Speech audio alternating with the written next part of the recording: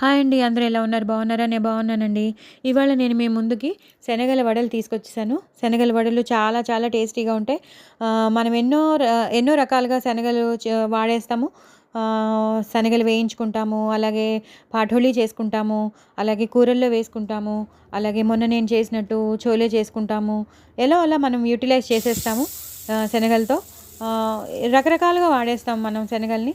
So, నేను ఈ మాట శనగల వడలు వేద్దామని నేను అనుకుని శనగల వడలు వేశాను. చాలా చాలా టేస్టీగా ఉన్నాయి.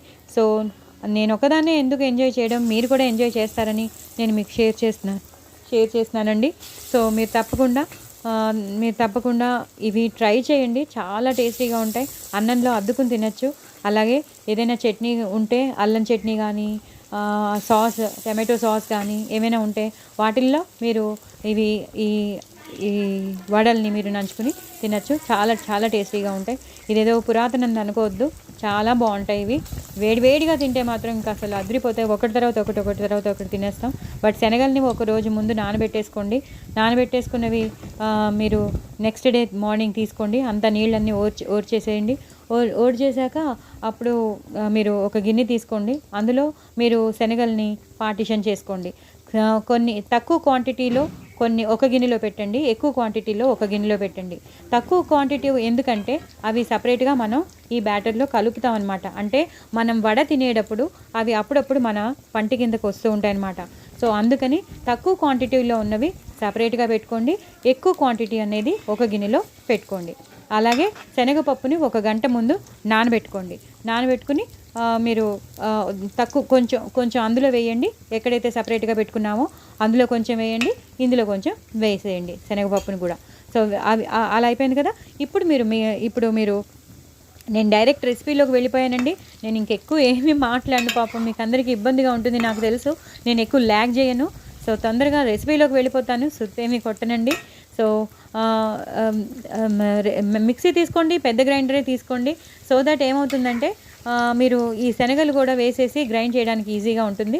సో, మిక్సీలో మీరు అల్లం, పచ్చిమిర్చి, జీలకర్ర కొంచెం ఎక్కువ క్వాంటిటీలో తీసుకోవాలండి. అల్లం మరీ 1 ఇంచ్ అయితే సరిపోదు. 2-3 ఇంచులు దొబ్బుగా ఉన్నవి తీసుకోండి. చిన్న చిన్న ముక్కలుగా కట్ చేయండి. అలాగే పచ్చిమిరపకాయలు 10-15 తీసుకోండి. అవునండి, నేను చెప్పేది కరెక్టే. 10-15 పచ్చిమిరపకాయలు తీసుకోండి. అవి కూడా వేసేయండి. జీలకర్ర వేసేసి శుభ్రంగా గ్రైండ్ చేసేసేయండి.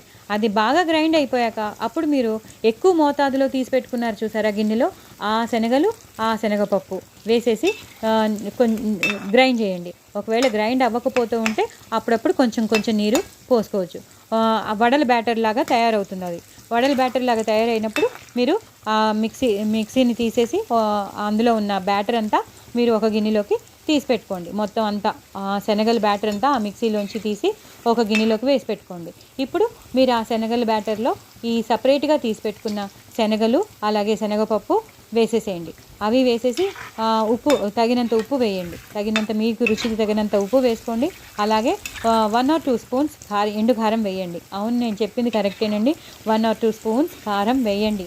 ఎంత స్పైసీగా ఉంటే అంత బాగుంటాయి కాబట్టి 1 or 2 స్పూన్స్ కారం వేయండి. వేసేసి అది కూడా అయిపోయాక కొంచెం పసుపు వేయండి. 1/2 స్పూన్ పసుపు వేయండి.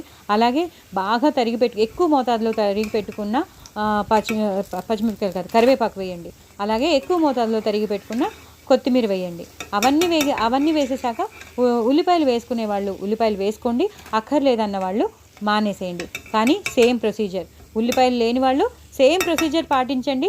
బట్ అక్కడ మీరు ఏం చేస్తారంటే ఉల్లిపాయలు ఒక్కటి వేసుకోరు, మిగతావన్నీ మీరు వేసుకోండి. నేను చెప్పినవన్నీ మీరు యాస్టీస్గా వేసుకోండి. అలాగే పచ్చిమిరపకాయలను కూడా ఒక 2-3 పచ్చిమిరపకాయలని సన్నగా తరిగి వేసుకోండి. ఇందాక అక్కడ కూడా వేశారు, 2 స్పూన్లు కారం వేశారు, ప్లస్ ఇక్కడ కూడా వేస్తున్నారు. సో, కరివేపాకు వేశారు, కొత్తిమీర వేశారు, అల్లం, పచ్చిమిర్చి ఇవన్నీ వేసేసారు కాబట్టి ఇప్పుడు ఆ శనగలు కూడా వేస్తారు, ఆ శనగపప్పు వేశారు. సో, బ్యాటర్ అంతా రెడీ అయిపోయింది. ప్యాన్ పెట్టుకుని నూనె వేయండి. తక్కువ నూనె కాదు, మీకు తెలుసు కదా డీప్ ఫ్రై ఇది. సో, నూనె వేయండి. నూనె వేసేసి టకటక మీరు నూనె కాగాక మీరు చేతితోనే మీరు వేసేయచ్చు. కావాలంటే పక్కన కొంచెం గిన్నెలో నీళ్లు పోసి పెట్టుకోండి. నీళ్లు పోసి పెట్టుకుని అప్పుడు ఆ చేతిని అందులో ముంచి అప్పుడు మీరు వడలు వేసేయచ్చు. సో ఎప్పుడైతే మీరు అలా వేసేస్తూ ఉంటారో వాయి తీసేస్తూ ఉండొచ్చు. అంతేనండి. మీకు కావాల్సిన ఆ శనగపప్పు, ఆ శనగలు అన్నీ వస్తూ ఉంటాయి పంటి కిందకి. కొంచెం మీడియంలో పెట్టి వేయిస్తూ ఉండండి. మరీ హైలో పెట్టకండి, మీడియంలో పెట్టి వేయిస్తూ ఉండండి. సో చాలా బాగా వస్తాయి. ఎన్ని వాయిలైనా చేసేసుకోవచ్చు మీరు. సో మీరు తప్పకుండా చేసుకోండి. చాలా చాలా బాగుంటాయి. పెద్దవాళ్ళకి, చిన్నవాళ్ళకి అందరూ ఎంజాయ్ చేస్తారు. మీరు చేసుకోండి, మీరు తినండి, ఎంజాయ్ చేయండి. మరిన్ని రెసిపీస్తో మీ ముందుంటాను. బాయ్ అండి.